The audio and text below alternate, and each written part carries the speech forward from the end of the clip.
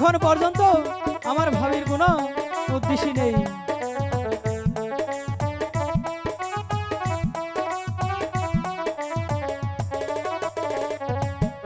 বাড়ির পাশে বেতেরারা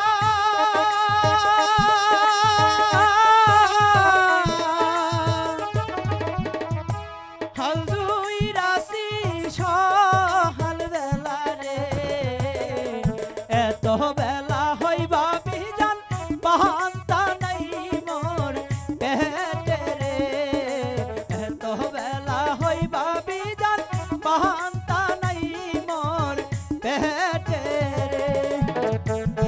আমার যে আর সহ্য হচ্ছে না, খোদাই যে পেটটা চুচু করছে।